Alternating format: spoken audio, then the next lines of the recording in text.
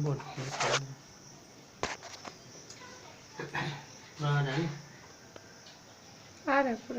morning, dear class 2 student. We are in English class and we are learning English language. We had learned in previous class lesson 4 a raggy dog, a shaggy dog.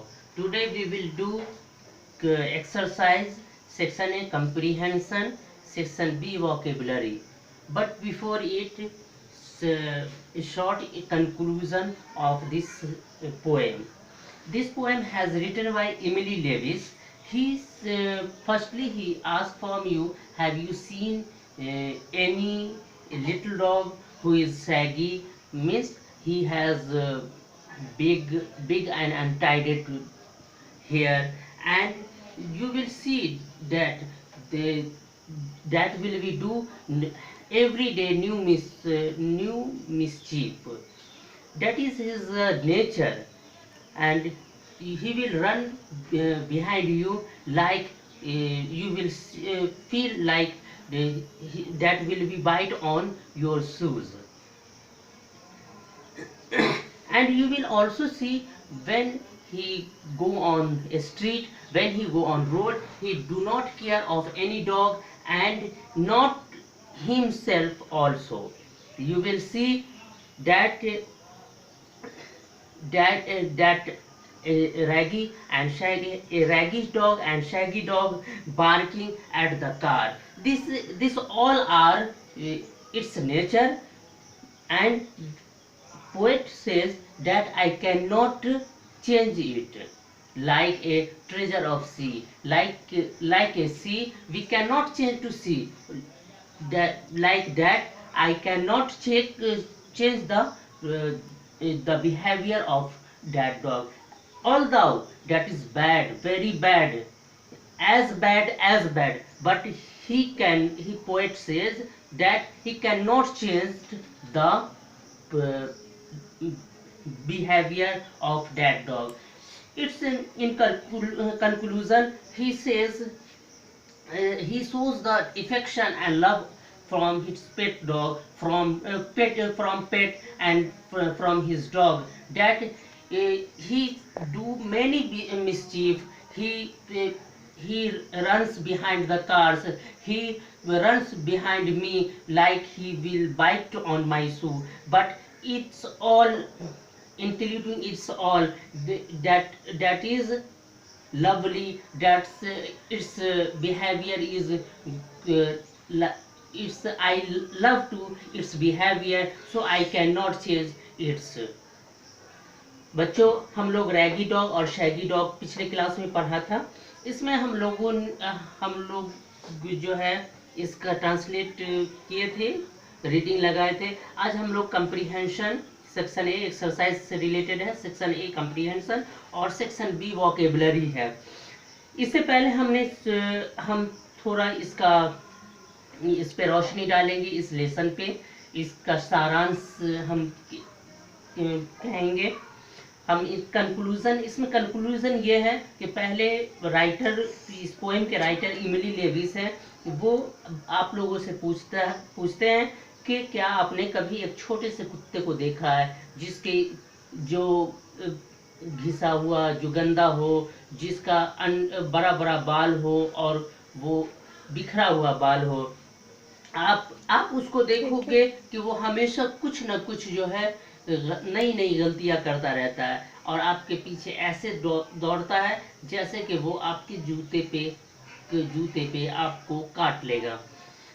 और ये जब किसी street पर जाता है, किसी road पे जाता है, तो ये अपनी बस भागा जाता है, उसे किसी दूसरे कुत्ते का केयर नहीं होता और खुद अपना भी केयर नहीं होता है. और आप देखोगे कि ये कार के पीछे दौड़ता है, ये अपनी इसकी आंखें जैसे तारों की जैसे टिमटिमाती आंखें, इसका जो है वो आपका पीछा करती रहती है. और ये सब इसकी बुरी आदतें हो सकती हैं, बुरी आदतें हैं, लेकिन हम ये बुरा है, बहुत ही बुरा है, लेकिन हम इसको बदल नहीं सकते. ये पोएट का, ये कवि का कहना है कि हम इसे बदल नहीं सकते क्योंकि ये इसका स्वभाव है और ये इसी स्वभाव से हमें इससे प्यार है। हम इसी स्वभाव को हम चाहते हैं, और इसीलिए ये इसके स्वभाव जैसे कि समुद्र का एक स्वभाव है, उसी तरह से इसका भी एक स्वभाव है। जैसे हम समुद्र के स्वभाव को नहीं बदल सकते, इसी तरह से इसके स्वभाव को भी हम नहीं बदल सकते। तो ये इसका सारांश था इस लेसन का। इसमें लव्स एंड इफेक्शन, प्यार और लगाव को, एनिमल से, पेट एनिमल से प्यार और लगाव को समझाया गया है। अब हम लोग कंप्रीहेंशन करते हैं, ये एक्सरसाइज करते हैं जो कंप्रीहेंशन है। इसमें देखिए कंप्रीहेंशन है, सर्कल ए और B for the correct answer. A या बी को हमको सही आंसर जो है उसको सर्कल करना है। The raggy shaggy dog belongs to, raggy dog और रैगी और शैगी डॉग बिलोंग करता है। इसमें कोई इंडिकेट नहीं है, लेकिन ऐसा लग रहा है कि जैसे इमली लेविस अपने डॉग के बारे में कह रहे हैं, तो इसलिए हम बी को सर्कल करेंगे। The speaker, the dog is, dog कैसा है, नया नया मिसचीफ कर रहा है, तो इसका मतलब वो नॉटी है, तो ए को हम सर्कल करेंगे, नॉटी को। What does the raggy shaggy dog do, raggy shaggy dog क्या करता है? He bite shoes tears up the car tyres and eats up the mat, या he bite shoes tears up the mat, eat up the meat and bark at car. तो ये हम लोगों ने पढ़ा है कि इसमें लिखा हुआ है hide your mats and put your meat upon the top most shelf. क्यों कहा गया है कि वो आपके मैट को खा जाएगा, आपके मीट को खा जाएगा, इसलिए बी, इसका बी सेक्शन सही होगा। He bite shoes tears up the mats, eat up the meat and bark at car, तो 3 का बी को हम सर्कल करेंगे। 4 है the speaker will change the little dog for all the treasure of the sea, या not change the little dog for all the treasure of the sea. तो हम लोगों ने पढ़ा है कि आई कैन नॉट, पोएट कहते हैं I can not change it, तो ये बी सर्कल हो जाएगा। Not change the little dog for all the treasure of the sea. Vocabulary में देखिए, circle the words in column B which are similar in meaning to the word in column A. Column A में जो word दिया गया है उसका similar meaning इसमें जो है उसको हमें सर्कल कर देना है। जैसे स्मॉल है, स्मॉल का सिमिलर वर्ड होगा टाइनी, इसको हम सिनोनिम भी कहते हैं। स्मॉल का सिमिलर वर्ड होगा टाइनी, लिटिल, तो इसको सर्कल कर दिया गया है। इसी तरह से इसमें देखिए हैप्पी का सिमिलर वर्ड क्या होगा? ग्लेड, प्लीज्ड, तो ग्लेड और प्लीज्ड इन दोनों को हम सर्कल कर देंगे। उसके बाद 3rd है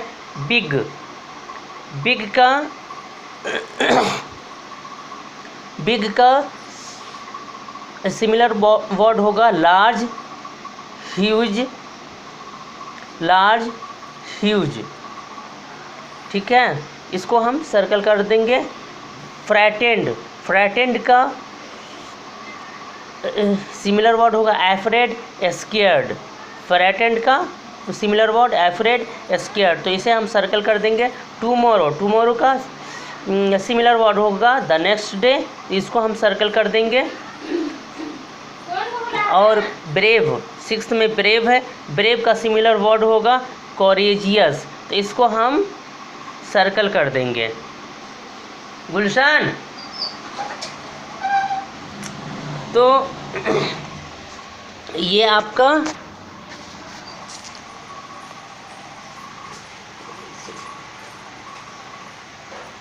कैसे होगा, चले जाइएगा। तो हम लोगों ने पढ़ा कि सेक्शन ए कंप्रीहेंशन में पहला का बी सर्कल होगा, दूसरा का ए सर्कल होगा, तीसरा का बी सर्कल होगा, चौथा का बी सर्कल होगा। बी में वोकेबलरी में पहला में टाइनी और लिटिल सर्कल होगा जो ऑलरेडी किया हुआ है। सेकंड में ग्लेड और प्लीज सर्कल होगा। थर्ड में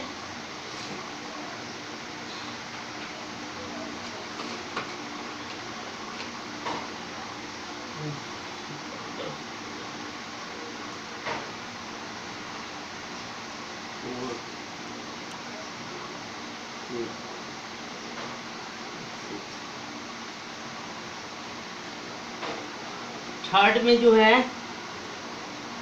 लार्ज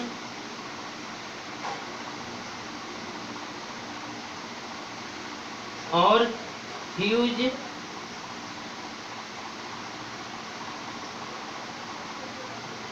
ये सर्कल होगा इनॉर्मस भी, इनॉर्मस भी, लार्ज ह्यूज, इनॉर्मस को भी कर दीजिए।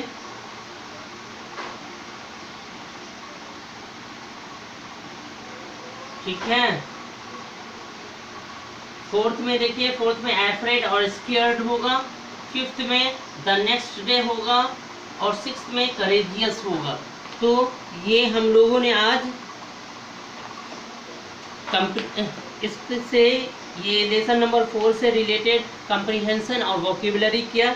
कल हम लोग ग्रामर और जितना हो सकेगा राइटिंग, लिसनिंग एंड स्पीकिंग जो भी हो पाएगा हम लोग कल के क्लास में करेंगे। तो आज हम क्लास स्टॉप करते हैं। Thank you.